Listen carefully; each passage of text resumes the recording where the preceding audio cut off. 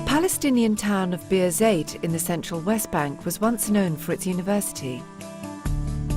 When the university moved to Ramallah, dozens of buildings were vacated, contributing to a decline in the town's historic centre. The town was falling apart. The area was too congested. The living quarters in the old town were not conducive to modern living. And the occupation also led to lack of economic development.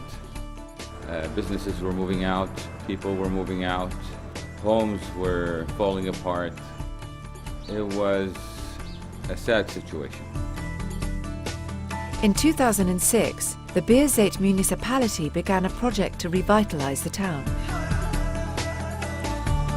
The work was undertaken by the RIWAQ Centre for Architectural Conservation, which specialises in restoration projects that benefit Palestinian communities. Birzeit project from the beginning was a project for the people. It was never about the stone. So restoration for us was a tool to engage the people with this project. We did lots of social architectural research. We made focus groups. We talked about the vision, about the future of the Birzeit Historic Center, and we entered every house. By entering every house, we engaged with every family. The people get involved. At the end, we left, and we are happy with that ownership, which was reinforced through engagement.